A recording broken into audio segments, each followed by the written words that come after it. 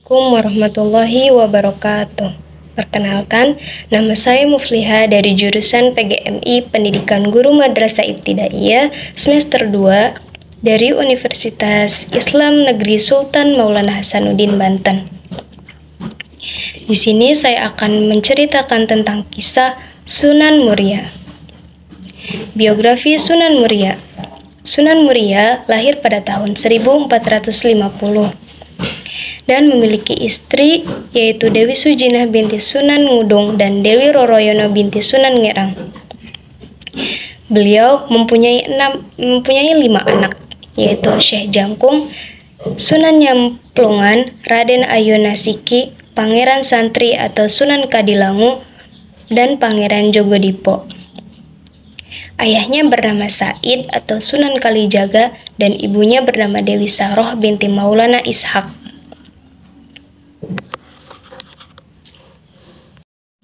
Di lereng gunung yang menjulang tinggi, terukir kisah inspiratif seorang wali agung bernama Sunan Muria.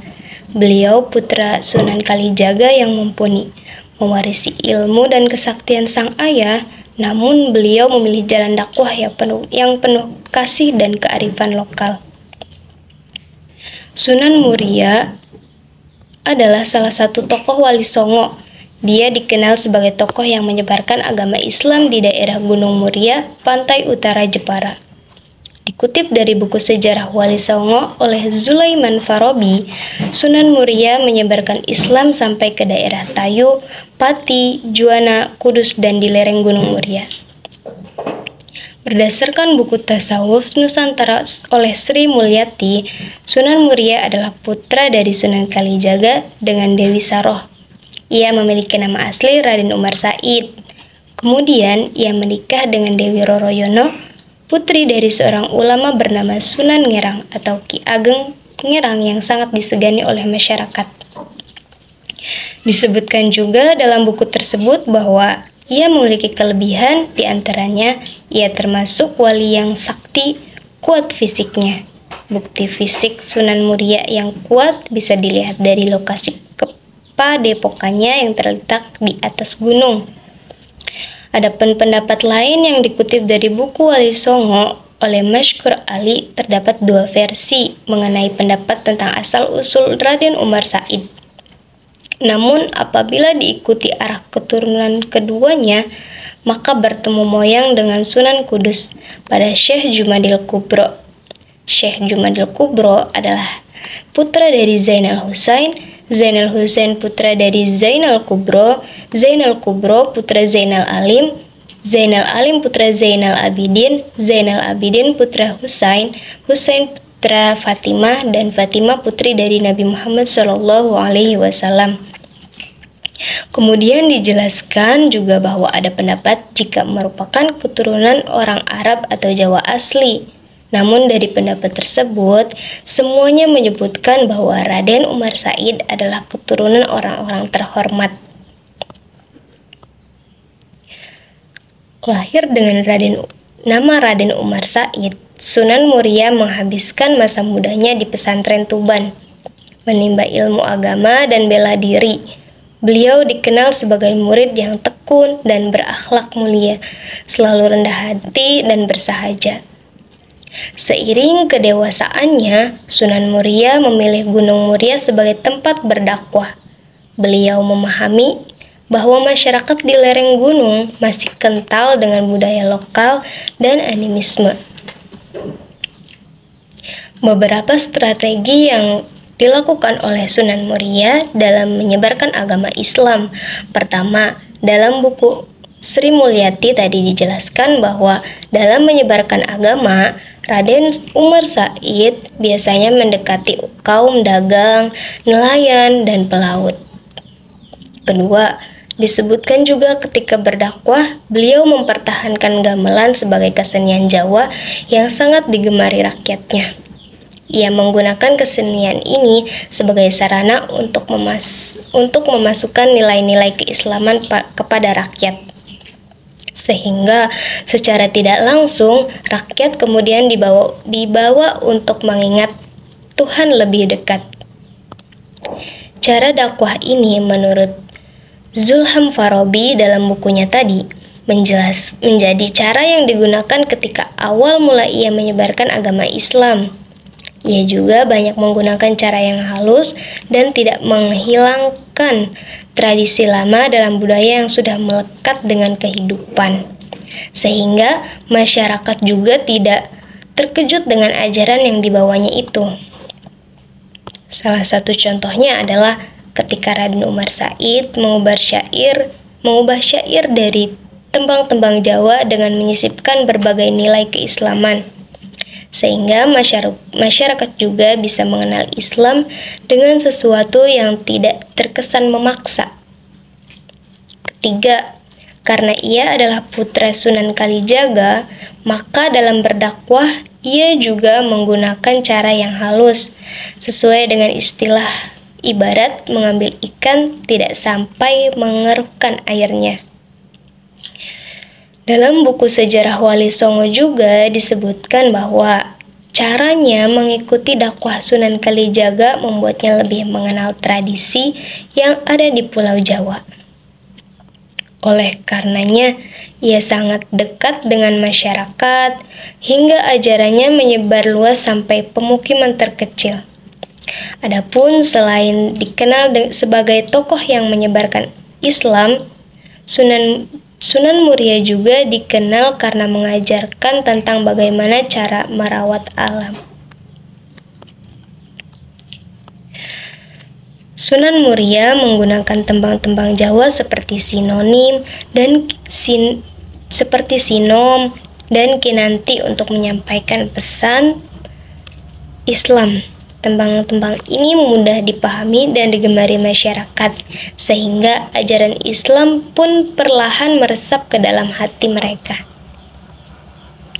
Banyak kisah inspiratif tentang Sunan Muria yang mencerminkan kebijaksanaan dan kasih sayangnya. Salah satunya adalah kisah tentang Mbah Jugo, seorang petani yang rajin namun miskin. Sunan Muria memberikannya sejumput tanah ajaib yang dapat ditanami padi berlimpah ruah. Mbah Jugo pun hidup sejahtera dan berbagi hasil panennya dengan orang lain. Kesederhanaan hidup Sunan Muria yang selalu dekat dengan rakyat, beliau gemar bertani dan berternak, bahkan sering membantu masyarakat secara langsung. Keteladanannya ini menjadi daya tarik bagi masyarakat untuk memeluk agama Islam. Sunan Muria wafat di usia yang senja dan dimakamkan di lereng Gunung Muria. Makamnya menjadi tempat ziarah yang ramai dikunjungi hingga saat ini. Nah, dari cerita dakwah Sunan Muria, dari kisah Sunan Muria adalah bukti bahwa dakwah yang penuh cinta dan kearifan lokal dapat membawa perubahan yang signifikan. Beliau menjadi inspirasi bagi kita semua untuk menyebarkan kebaikan dengan cara yang bijak dan penuh kasih sayang. Fakta menarik dari Sunan Muria. Sunan Muria senang tinggal di pedalaman adalah salah satu hal unik yang dimiliki oleh Sunan Muria.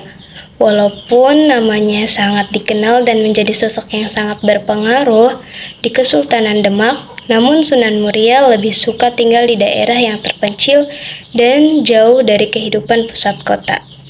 Ia juga memutuskan untuk tinggal dan menetap di Gunung Muria. Gunung Muria ini merupakan salah satu gunung yang berada di pantai utara Jawa Tengah. Tempatnya sendiri terletak di sebelah timur laut kota Semarang.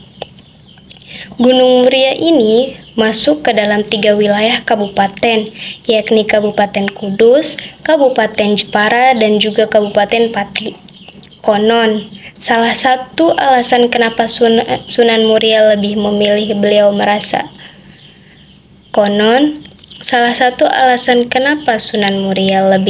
memilih untuk berdakwah di pedalaman karena beliau merasa bahwa masyarakat yang ada di pelosok desa tidak memperoleh pengetahuan mengenai ajaran Islam. Ditambah lagi kondisi ekonomi masyarakat di sana tergolong kurang mampu, sehingga Sunan Muria ingin berdakwah sekaligus memajukan kehidupan ekonomi yang ada di sana. Walaupun pusat berdakwahnya adalah di Gunung Muria, namun pengaruh Sunan Muria tergolong sangat luas. Dakwahnya bahkan bisa mencapai daerah Tayu, Jepara, Juwana, dan juga daerah sekitar Kudus. Fakta menarik lainnya yaitu Sunan Muria memodifikasi tradisi budaya Jawa lama. Masyarakat Jawa yang pada saat itu mempunyai tradisi budaya yang cukup kental, membuat ajaran Islam sulit untuk diterima. Oleh sebab itu, Sunan Muria yang mempunyai toleransi tinggi juga memodifikasi tradisi lama Jawa kuno dengan ajaran Islam. Jadi, dapat dikatakan jika Sunan Muria tidak berdakwah secara hitam putih. Ia melakukan akulturasi budaya Jawa dengan ajaran Islam. Salah satu strateginya yaitu dengan memodifikasi tradisi sesajen. Masyarakat Jawa yang pada waktu itu kebanyakan menganut agama Hindu, Buddha, dan juga animisme diajarkan untuk tidak mempersembahkan makanan kepada roh para leluhurnya, tapi membagikan makanan kepada tetangga yang ada di sekitarnya. Oleh sebab itu, jika ada orang yang punya hajat, maka mereka bisa mengumpulkan tetangga dan mendoakan para leluhur bersama dengan cara Islam. Masyarakat setempat pada saat itu menamainya dengan tradisi kenduri.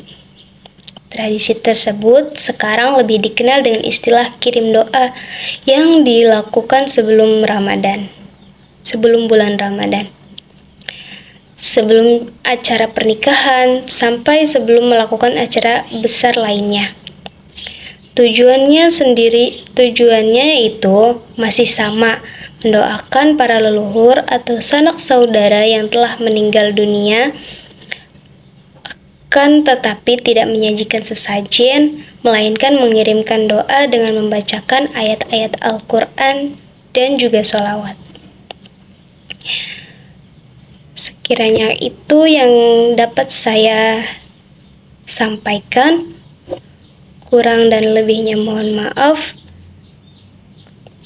Wassalamualaikum warahmatullahi wabarakatuh.